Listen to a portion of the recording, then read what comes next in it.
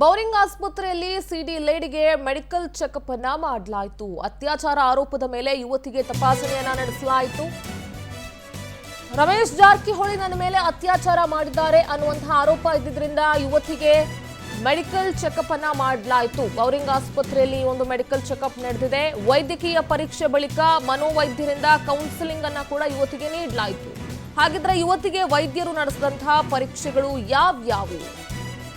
Medical checkup ಬಗ್ಗೆ forensic ತಜ್ಞರು ಏನ್ ಹೇಳ್ತಾರೆ, ಏನೆಲ್ಲ ಮಾಹಿತಿಯನ್ನ ನೀಡ್ತಾರೆ, ಯಾವ ಒಂದು ಆಧಾರದ ಮೇಲೆ ಯಾವ ರೀತಿಯ ಪರೀಕ್ಷೆಗಳನ್ನ ನಡೆಸಲಾಯಿತು ಅಥವಾ ಯುವತಿಗೆ ಇದರಿಂದ ಅವರಿಗೆ ಸಿಗುವಂತಹ ಮಾಹಿತಿಗಳೇನು, ಮೆಡಿಕಲ್ ಚೆಕಪ್ ಬಗ್ಗೆ ಫೋರೆನ್ಸಿಕ್ ತಜ್ಞರು ಏನ್ ಹೇಳ್ತಾರೆ? ಎಸ್, ನಮ್ಮ ಜೊತೆ ದೂರವಾಣಿ ಸಂಪರ್ಕದಲ್ಲಿ ಡಾಕ್ಟರ್ ದಿನೇಶ್ ರಾವ್ ಫೋರೆನ್ಸಿಕ್ ತಜ್ಞರು ಜಾಯ್ನ್ ಆಗ್ತಾ ಇದ್ದಾರೆ. ಸರ್ ನಮಸ್ತೆ. ಡಾಕ್ಟರ್ ನಮಸ್ತೆ, ಕೇಳಿಸ್ತಿದ್ಯಾ ನನ್ನ ಧ್ವನಿ? ಕೇಳಿಸ್ತದೆ ಹೇಳಿ. ಎಸ್ ಸರ್, ಈಗ ಈ ಪ್ರಕರಣದಲ್ಲಿ ಯುವತಿಗೆ ಒಂದಷ್ಟು ಮೆಡಿಕಲ್ ಚೆಕಪ್ಗಳಾಗಿದೆ ಸರ್. ಒಂದಷ್ಟು ಡೌಟ್ಸ್ಗಳಿರುತ್ತೆ, ಸಾರ್ವಜನಿಕರಿಗೂ ಕೂಡ ತಿಳ್ಕೊಂಡಿರಲ್ಲ, ಎಲ್ಲ ಟೆಕ್ನಿಕಲಿ ಯಾರಿಗೂ ಕೂಡ ವಿಚಾರಗಳು ಗೊತ್ತಿರಲ್ಲ. ಇದ್ರ ಬಗ್ಗೆ ಈಗ ಯಾವ ಪರೀಕ್ಷೆಗಳನ್ನ ನಡೆಸಿದ್ದಾರೆ ಸರ್, ಏನ್ ಹೇಳ್ತೀರಿ? ನೋಡಿ, ಈ ತರ ವೈದ್ಯಕೀಯ ಪರೀಕ್ಷೆ ಅಂತ ಏನ್ ಮಾಡ್ತಾರೆ ಸಂತ್ರಸ್ತೆ ಮೇಲೆ, ಇದಕ್ಕೂ ಮತ್ತೆ ರುಟೀನ್ ಮೆಡಿಕಲ್ ಎಕ್ಸಾಮಿನೇಷನ್ಗೂ ವ್ಯತ್ಯಾಸವಿರುತ್ತೆ. ಓಕೆ. ಯಾಕಂದ್ರೆ ಈಗ ಈ ಸಂತ್ರಸ್ತೆ ಅಂದ್ರೆ ಸರ್ವೈವಲ್ ಆಫ್ ಸೆಕ್ಷುವಲ್ ಅಸಾಲ್ಟ್ ಅಂತ ಹೇಳ್ತೀವಿ. ಸೊ ಅವ್ರಿಗೆ examination of victim of sexual assault ಗೆ ಬೇರೆ ಪ್ರೋಟೋಕಾಲ್ ಇರುತ್ತೆ. ಅದರಲ್ಲಿ ಎಸ್ಪೆಷಲಿ ಈಗ ಪ್ಯಾಂಡಮಿಕ್ ಇರೋದ್ರಿಂದ ಒಂದು ನಂಬರ್ 1 ಕರೋನಾ ಟೆಸ್ಟ್ ಮಾಡ್ಬೇಕಾಗತ್ತೆ. ಅದ ನಂತರ they will try to examine the victim.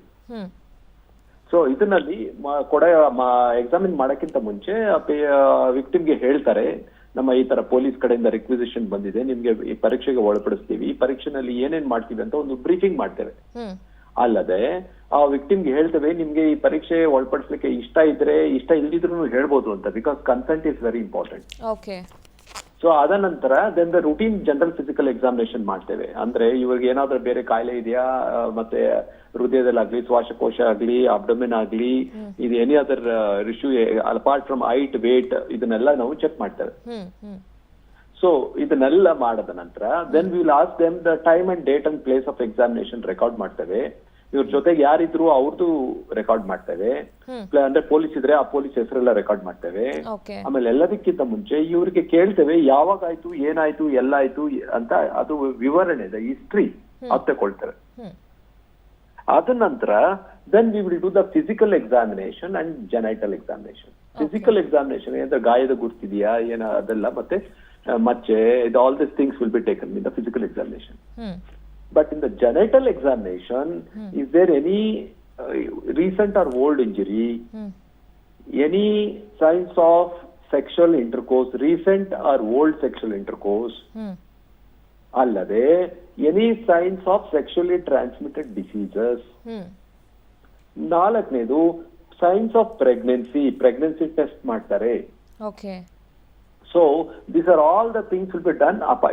ಯಾಕಂದ್ರೆ ಇದು ಇನ್ಸಿಡೆಂಟ್ ನಡೆದಿದ್ದು ಕೆಲವು ತಿಂಗಳ ನಂತರ, ಈಗ ಪರೀಕ್ಷೆ ಮಾಡ್ತಿರೋದ್ರಿಂದ ಅಲ್ಲಿ ಬೇಕಾಗಿರ್ತಕ್ಕಂಥ ಸ್ವ್ಯಾಬ್ಸ್ ಆಗ್ಲಿ, ಬಟ್ಟೆ ಆಗ್ಲಿ, ಕೂದ್ಲಾಗ್ಲಿ ತಗೊಳ್ಳೋದಿಲ್ಲ, ಅಂದ್ರೆ ಅದು ಉಪಯೋಗ ಇಲ್ಲ.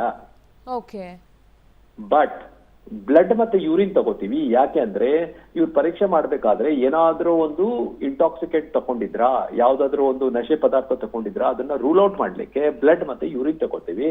ಪ್ಲಸ್ ಯೂರಿನ್ ಇಂದ ಪ್ರೆಗ್ನೆನ್ಸಿ ಟೆಸ್ಟ್ ಸಹ ಮಾಡ್ತೇವೆ. ಸರ್, ಒಂದು ಡೌಟ್ ಅಂದ್ರೆ, ಈಗ ಈ ಒಂದು ಅವ್ರು ಯುವತಿ ಹೇಳ್ತಾ ಇರೋ ಪ್ರಕಾರ ಈ ಒಂದು ಆಕ್ಟ್ ನಡೆದು ಬಹಳಷ್ಟು ದಿನಗಳಾಗೋಗಿದೆ. ಮೋರ್ ದ್ಯಾನ್ ಒಂದು 2-3 ಮಂತ್ಸ್ ಆಗಿರಬಹುದು ಅಥವಾ 4 ಮಂತ್ಸ್ ಹಿಂದೆ ಆಗಿರಬಹುದು ಘಟನೆ ಇರಬಹುದು. ಹಾಗಿರೋದ್ರಿಂದ ಇಲ್ಲಿ ಟೆಸ್ಟ್ ಮಾಡಿದಾಗ 100% ರಿಪೋರ್ಟ್ ಸಿಗತ್ತಾ? ಯಾಕೆಂತಂದ್ರೆ ಯುವತಿ ಮತ್ತು ಮಾಜಿ ಸಚಿವ ಇರಬಹುದು, ಆಕ್ಟ್ ನಡೆದಿರೋದು ಬಹಳಷ್ಟು ತಿಂಗಳ ಹಿಂದೆ ಆಗಿದೆ, ಅದಾದ್ಮೇಲೆ ಬೇರೆ ಯಾವ್ದಾದ್ರು ಆಕ್ಟ್ ಆಗಿದೆಯಾ ಅದು ಕೂಡ ಗೊತ್ತಿರ್ಲಿಕ್ಕಿಲ್ಲ. ಸೊ ಹಾಗಾಗಿ 100% ರಿಪೋರ್ಟ್ ಸಿಗತ್ತಾ, ಹೇಗೆ? ಅಲ್ಲಲ್ಲ, ಒಂದು ನೋಡಿ, ಎಕ್ಸಾಮಿನೇಷನ್ ಮಾಡಿಸ್ಲೇಬೇಕು, that is very important. How it is important ಅಂತ ಹೇಳ್ತೇನೆ. ನೋಡಿ, ನೀವೇ ಹೇಳಿದಾಗೆ ಇದು ಸುಮಾರು ತಿಂಗಳ ಹಿಂದೆ ನಡೆದಿರ್ತಕ್ಕಂತ ಒಂದು ಸಂಗತಿ. ಬಟ್ ಇದರಲ್ಲಿ ಇವರು ವರ್ಜಿನ್ ಅಂತ ಗೊತ್ತಾಗ್ಬಿಟ್ರೆ ಇವ್ರು ಹೇಳ್ತಾ ಇರೋದಕ್ಕೂ ಅದಕ್ಕೂ ತಾಳೆ ಆಗೋದಿಲ್ಲ. So if she is not virgin, she is use to an act like that of sexual intercourse ಅಂತ ಒಪಿನಿಯನ್ ಬಂದ್ರೆ ಹೌದು ಲೈಂಗಿಕ ಕ್ರಿಯೆ ನಡೆದಿದೆ, ಬಟ್ ಇವರೇ ಮಾಡಿದ್ದಾರೆ ಅನ್ನೋದಕ್ಕೆ ಪ್ರೂವ್ ಮಾಡ್ಲಿಕ್ಕೆ ಆಗೋದಿಲ್ಲ. That is very important. Oh okay. ಆಮೇಲೆ ಎರಡನೇದು ಇವರು ಪ್ರೆಗ್ನೆನ್ಸಿ, ಆ ಲೈಂಗಿಕ ಕ್ರಿಯೆಯಿಂದ ಪ್ರೆಗ್ನೆನ್ಸಿ ಆಗಿದಾರ ಇಲ್ಲ ಅಂತ ಅದು ಒಂದು ರುಜುವಾತಾಗತ್ತೆ. Okay, whether she got pregnant or she got aborted ಎರಡೂ ಕೂಡ ಗೊತ್ತಾಗುತ್ತೆ. ಹೌದು, absence of pregnancy is also a good sign. Negative presence of pregnancy is a very very good sign. Okay. ಒಂದು. ಆಮೇಲೆ ಮೂರನೇದು ಇವ್ರಿಗೆ ಏನಾದ್ರೂ ಒಂದು ಲೈಂಗಿಕ ರೋಗ ಅಂದ್ರೆ ಸೆಕ್ಷುಲಿ ಟ್ರಾನ್ಸ್ಮಿಟೆಡ್ ಡಿಸೀಸಸ್ ಏನಾದ್ರೂ ಅಲ್ಲಿ ಇದ್ರೆ ಅವರು ಅಕ್ಯೂಸ್ಡ್ ಅಲ್ಲೂ ಇರ್ಬೇಕಾಗತ್ತೆ. ಲೈಂಗಿಕ ಕ್ರಿಯೆನಲ್ಲಿ ಅದು it will transfer to the accuse. So ಅದು ಇದೆಯೋ ಇಲ್ಲೋ ಅನ್ನೋದು ರುಜುವಾಕೋದ್ರಿಂದ that finding also will corroborate. So ಇದೆಲ್ಲ that will how it will help in the investigation. Okay sir, ಈಗ ಇದ್ರ ಜಸ್ಟ್ ನನ್ನ ಒಂದು ಮಾಹಿತಿ ತಿಳ್ಕೊಳ್ಳೋದಕ್ಕೋಸ್ಕರ ಕೇಳ್ತಾ ಇದ್ದೀನಿ. ಈಗ ಒಂದು ರಿಪೋರ್ಟ್ಸ್ ಎರಡೂ ಕಡೆದು ಬೇಕಾಗುತ್ತೆ ಸರ್. ಮೆಡಿಕಲ್ ಟೆಸ್ಟ್ ಈಗ ಇಬ್ರು ಕಡೆಯಿಂದನು ಇಬ್ರದ್ದು ಬೇಕಾಗತ್ತಾ, ಅಥವಾ ಬರೀ ಯುವತಿದ್ ಒಬ್ರದ್ದು ಮೆಡಿಕಲ್ ಟೆಸ್ಟ್ ಮಾಡಿಸಿದ್ರೆ ರಿಪೋರ್ಟ್ ಪರ್ಫೆಕ್ಟ್ ಆಗಿ ಸಿಗುತ್ತಾ, ಹೇಗೆ? ಇಲ್ಲ, ಹುಡುಗಿದಲ್ಲದೆ ಅವ್ರದ್ದು ಮಾಡಿಸ್ಬೇಕು. ಓಕೆ. ಒಂದ್ಸಲಿ ಕಂಪ್ಲೇಂಟ್ ಲಾಡ್ಜ್ ಆದ್ಮೇಲೆ they should take him in to the custody and subject him for medical examination. Okay. That is what ಪ್ರಪಂಚದಲ್ಲಿ ಇರ್ತಕ್ಕಂಥ rules. So they had to subject him for the examination and see to that ಇವರು ಲೈಂಗಿಕ ಕ್ರಿಯೆಗೆ ಅರ್ಹರೋ ಇಲ್ವೋ ಅಂತ ತಿಳ್ಕೊಳ್ಳಿಕ್ಕೆ, plus ಅವ್ರು ಏನ್ ಹೇಳ್ತಾರೆ ಈ ಸ್ಟೇಟ್ಮೆಂಟ್, ಅದಕ್ಕೇನಾದ್ರೂ ಪುರಾವೆ ಸಿಗುತ್ತೆ ಅಂತ ತಿಳ್ಕೊಳ್ಳಕ್ಕೆ we do the medical examination. ಅಂದ್ರೆ ಆಕ್ಚುಯಲ್ ರೂಲ್ಸ್ ಪ್ರಕಾರ ಇಬ್ಬರದು ಕೂಡ, ಯಾರು ಆ ಕ್ರಿಯೆಯಲ್ಲಿ ತೊಡಗಿಸ್ಕೊಂಡಿರ್ತಾರೆ ಇಬ್ಬರದು ಕೂಡ ಮೆಡಿಕಲ್ ಎಕ್ಸಾಮಿನೇಷನ್ ಆಗ್ಲೇಬೇಕಾಗತ್ತೆ. ಹಾಗಾದಲ್ಲಿ ಮಾತ್ರ ಇವರಿಬ್ಬರ ಮಧ್ಯೆ ಏನಾದ್ರೂ ನಡೆದಿದ್ಯೋ ಇಲ್ವೋ ಅನ್ನೋದು ಕ್ಲಿಯರ್ ಆಗಿ ಗೊತ್ತಾಗುತ್ತೆ. ಹೌದು, that is the basis of investigation of any sexual assault. Okay sir, ಇವಾಗ ಯಾವ್ಯಾವ ನೀವು ಹೇಳಿದ್ರಿ ಈಗ ರೊಟೀನ್ ಚೆಕಪ್ಗೂ ಸಂತ್ರಸ್ತೆಗೆ ಚೆಕಪ್ ಮಾಡೋಕ್ಕೂ ಕೂಡ ತುಂಬಾನೇ ಡಿಫ್ರೆನ್ಸ್ ಇದೆ ಅಂತ ಹೇಳಿ. ಯಾವ ರೀತಿ ಡಿಫ್ರೆನ್ಸ್ ಅಥವಾ ಯಾವ್ಯಾವ ಟೆಸ್ಟ್ಗಳನ್ನ ಮಾಡಲಾಗುತ್ತೆ, ಅದೊಂದು ಸ್ವಲ್ಪ ಮಾಹಿತಿ ಕೊಡ್ಬೋದಾ ಸರ್? ಅಲ್ಲ ನೋಡಿ, ರುಟೀನ್ ನಲ್ಲಿ ನಾವು ಈ ತರ ಜೆನೆಟಲ್ ಎಕ್ಸಾಮಿನೇಷನ್ಸ್ ಇವೆಲ್ಲ ಈ ರೀತಿ ಸ್ವ್ಯಾಪ್ ತಗೊಳ್ಳೋದು ಎಲ್ಲ ಮಾಡೋದಿಲ್ಲ. ಓಕೆ. ಈಗ if the victim has come directly from the incident, ಅಂದ್ರೆ ಇವರು ಪ್ರಕ್ರಿಯೆ ನಡೆದಿದ ತಕ್ಷಣ ನಮ್ಗೆ ಏನಾದ್ರು ಅರೆಸ್ಟ್ ಆಗಿ ಇಲ್ಲ ಪೊಲೀಸ್ಗೆ ರಿಪೋರ್ಟ್ ಮಾಡಿದ್ರೆ ಇಲ್ಲ ಡಾಕ್ಟರ್ ಹತ್ರ ಬಂದ್ರೆ ಅವಾಗ ನಾವು ಸ್ವ್ಯಾಪ್ಸ್ ಪ್ಲಸ್ ಪ್ಯೂಬಿಕ್ ಏರು ಬಟ್ಟೆಗಳನ್ನೆಲ್ಲ ಶೇಖರಣೆ ಮಾಡ್ತೇವೆ. ಓಕೆ. ಆದ್ರೆ ಇಲ್ಲಿ ತುಂಬಾ ತಿಂಗಳುಗಳನ್ನಂತ ಬಂದಿರತಕ್ಕಂತ ಕಾರಣದಿಂದ ನಾವು ಸ್ವ್ಯಾಪ್ಸ್ ಆಗ್ಲಿ, ನಮ್ಮ ಕೂದಲುಗಳ ಇದು ಸ್ಯಾಂಪಲ್ಸ್ ಆಗ್ಲಿ ಇಲ್ಲ ಬಟ್ಟೆಗಳಾಗ್ಲಿ ಶೇಖರಣೆ ಮಾಡೋದಿಲ್ಲ. ಓಕೆ.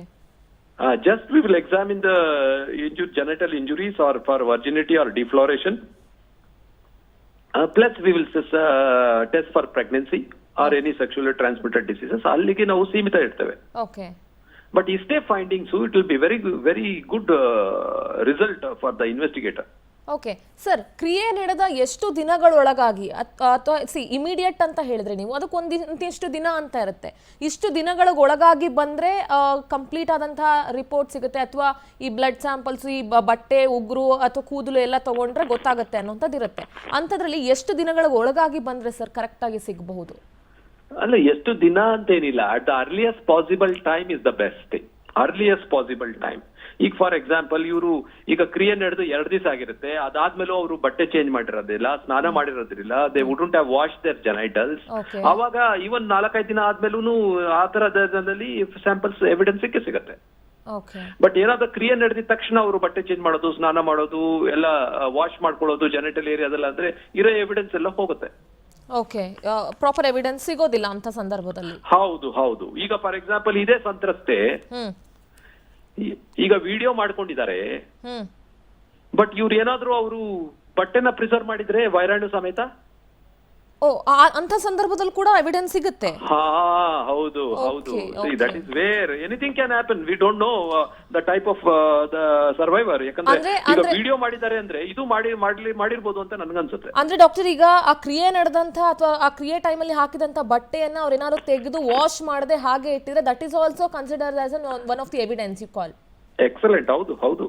ಎಲ್ಲ ಸುಮಾರು ಕೇಸಲ್ಲಿ ನಾನೇ ಮಾಡಿದ್ದೀನಿ, ಕರ್ನಾಟಕದಲ್ಲೂ ಮಾಡಿದ್ದೀನಿ, ಹೊರದೇಶದಲ್ಲೂ ಮಾಡಿದೀವಿ ನಾವು. ಓಕೆ. ಹೌದು, ಈ ತರ ವಿಕ್ಟಿಮ್ಸ್ ನ ತುಂಬಾ ನೋಡಿದೀವಿ ನಾವು. ಏನಂದ್ರೆ ಇವ್ರಿಗೆ ಏನಾದ್ರೂ I don't want to explain the background, but ಈ ತರ ಮಾಡಿರೋರು ಉಂಟು. ಕರ್ನಾಟಕದಲ್ಲೇ ಇದ್ದಾರೆ, ನಾವು ಕೇಸ್ ನೋಡಿದೀವಿ, ಹೊರದೇಶದಲ್ಲೂ ನೋಡಿದೀವಿ ನಾವು. ಓಕೆ. ಒಟ್ಟಾರೆ ಈ ಮೆಡಿಕಲ್ ಚೆಕಪ್ ಗಳೆಲ್ಲ ಆದಾಗ ರಿಪೋರ್ಟ್ಸ್ ಬರೋದಕ್ಕೆ ಎಷ್ಟು ದಿನ ತಗೊಳ್ಬಹುದು ಸರಿಯಾಗಿ? ಸ್ಟಿಪ್ಯುಲೇಷನ್ ಪ್ರಕಾರ within 72 hours they should give the report. Okay, within 72 hours. ಹೌದು, ಇದೇನು ದೊಡ್ಡ ಪರೀಕ್ಷೆ ಅಲ್ಲ, ಇದು they had to give it. Okay, it is a part and parcel of the investigation you call. ಹೌದು, ಯಾಕಂದ್ರೆ ಈಗ ನಾನು I will give within 24 hours I am giving. Okay, ಅವ್ರಿಗೆ at the maximum 72 hours, but ನಾನು I am giving within 24 hours. Okay sir, ಈಗ ನೀವೇ ಹೇಳ್ದಂಗೆ ಇದೊಂದು ಕಂಪ್ಲೀಟ್ ಆದಂತ ಪ್ರಾಪರ್ ರಿಪೋರ್ಟ್ಸ್ ಬೇಕು ಅಂತ ಅಂದಾಗ ಯಾರು ಆ ಕ್ರಿಯೆಯಲ್ಲಿ ತೊಡಗಿಸ್ಕೊಂಡಿರ್ತಾರೋ ಇಬ್ಬರನ್ನು ಕೂಡ ಮೆಡಿಕಲ್ ಎಕ್ಸಾಮಿನೇಷನ್ಗೆ ಒಳಪಡಿಸಬೇಕು.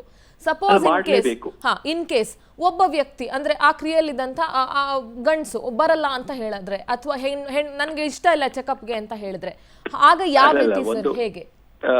The victim has got a right not to give a consent. Accused ಇರೋದಿಲ್ಲ ರೈಟ್. ಓಕೆ, ಅಕ್ಯೂಸ್ ನ ಅರೆಸ್ಟ್ ಮಾಡಬಹುದು, ಅವ್ರ ಮೇಲೆ ಬಲ ಪ್ರಯೋಗ ಮಾಡಬಹುದು, ಮತ್ತೆ ವಿಕ್ಟಿಮ್ ಮೇಲೆ ಮಾಡ್ಲಿಕ್ಕೆ ಬರೋದಿಲ್ಲ, ಅಕ್ಯೂಸ್ ಮೇಲೆ ಮಾಡಬಹುದು. ಓಕೆ ಸರ್, ಇಂಥ ಸಂದರ್ಭದಲ್ಲಿ ಇವಾಗ ಫಿಸಿಕಲ್ ಎಕ್ಸಾಮಿನೇಷನ್ ಎಲ್ಲ ಆದ ನಂತರ, ಹಲೋ ಸರ್ ಕೇಳಿಸ್ತಿದ್ಯಾ? ಕೇಳ್ತಾ ಇದೆ ಸರ್, ಈಗ ನೀವು ಹೇಳಿದ್ರಿ ಸೆಕ್ಷುಯಲಿ ಟ್ರಾನ್ಸ್ಮಿಟೆಡ್ ಡಿಸೀಸ್ ಬಗ್ಗೆ ನಾವು ಚೆಕ್ ಮಾಡಬೇಕಾಗತ್ತೆ, ಜೊತೆಗೆ ಸೈನ್ಸ್ ಆಫ್ ಪ್ರೆಗ್ನೆನ್ಸಿ ಚೆಕ್ ಮಾಡಬೇಕಾಗತ್ತೆ ಅಂತ ಹೇಳಿ. ಸೊ ಸೈನ್ಸ್ ಆಫ್ ಪ್ರೆಗ್ನೆನ್ಸಿ ಅಂತ ಬಂದಾಗ ಸರ್, ಸಪೋಸ್ ಆಗಿ ಅಥವಾ ಅಬಾರ್ಟ್ ಆಗಿದ್ರೆ ಅದು ಕೂಡ ಈ ರಿಪೋರ್ಟ್ಸ್ ಅಲ್ಲಿ ಕ್ಲಿಯರ್ ಆಗಿ ಗೊತ್ತಾಗತ್ತಾ, ಹೇಗೆ? ಇಲ್ಲ, ಅಬಾರ್ಷನ್ ಆಗಿದ್ರೆ ಇಟ್ಸ್ ರೀಸೆಂಟ್ ಅಬಾರ್ಷನ್ ಆದ್ರೆ ಗೊತ್ತಾಗುತ್ತೆ, ಓಲ್ಡ್ ಅಬಾರ್ಷನ್ ಆದ್ರೆ ಹೇಳಲಿಕ್ಕೆ ಬರೋದಿಲ್ಲ. ಓಕೆ, ಅದು ಇಂತಿಷ್ಟು ದಿನ ಅಂತ ಏನಾದ್ರೂ ಇದೆಯಾ, ಇಷ್ಟು ಟೈಮ್ ಅಂತ ಒಳಗಾದ್ರೆ ಗೊತ್ತಾಗಲ್ಲ ಅಂತ? ಅಲ್ಲಲ್ಲ, ಅಬಾರ್ಷನ್ ಈಗ ನೆನ್ನೆ ಈಗಿದೆಲ್ಲ ಏನ್ ನಡೆದಿದ್ರೆ ಅಲ್ಲಿ ಚೇಂಜಸ್ ಇರುತ್ತೆ, ಅದರ ಆಧಾರದ ಮೇಲೆ ಹೇಳ್ಬೋದು. ಓಕೆ, ಬಟ್ ಈಗ 10 ದಿವಸದಿಂದ ಅಬಾರ್ಷನ್ ಆಯ್ತು, 1 ವಾರದಿಂದ ಆಗೈತಂದ್ರೆ ನಮ್ಗೆ ಗೊತ್ತಾಗೋದಿಲ್ಲ ಅದು. ಓಕೆ ಸರ್, ಅವ್ರು ಏನ್ ಹೇಳ್ತಾರೆ ನಾವು ಕೇಳ್ಬೇಕಾಗತ್ತೆ, but provided if she has preserved the products of consumption. Sir, ಈಗ ಈ ಕೇಸ್ ನಲ್ಲಿ ಹುಡುಗಿದು ಉಗುರು ಅಂಡ್ ಕೂದಲು ಅಂಡ್ ಸಂತ್ರಸ್ತೆಯ ಕೂದಲು ಅದೆಲ್ಲ ತಗೊಂಡಿದೀವಿ ಅಂತ ಹೇಳ್ತಾ ಇದ್ದಾರೆ. Is it necessary? And that is what the doctor should apply some mind where it is not required, it's not indicated. It is unnecessarily, it will prolong the final results and sumne time consuming antivi now. Okay, see, there are not indicated indication, not indications ಅಂತ ಇರುತ್ತೆ. ನಾವು routine ಈಗ ಬಟ್ಟೆನೂ preserve ಮಾಡೋದು, ಉಗುರು preserve ಮಾಡೋದು. ಅರೆ ಇದು incident ನಡೆದು 3 ತಿಂಗಳಾದ್ಮೇಲೆ ಉಗುರಲ್ಲಿ ಬಟ್ಟೆನಲ್ಲಿ ಏನಾದ್ರು ಇರುತ್ತಾ? It will go washing and it will, ಆ ಬಟ್ಟೆನೇ ಬೇರೆ, ಈ ಬಟ್ಟೆನೇ ಬೇರೆ, ಉಗುರು ಎಷ್ಟಲ್ಲಿ ಕಟ್ ಮಾಡಿರ್ತಾರೆ ಇಷ್ಟು ತಿಂಗಳಲ್ಲಿ. It is not indicated, scientifically significance ಇರೋದಿಲ್ಲ. So we usually don't consider all that. Okay okay, ಹೌದು. Yes sir, right. Thank you sir, Power TV ಜೊತೆ ಮಾತನಾಡಿದ್ದಕ್ಕೆ ಆ್ಯಂಡ್ ಸಾಕಷ್ಟು ಡೀಟೇಲ್ಸನ್ನು ನೀಡಿದ್ದಕ್ಕೆ. Thank you.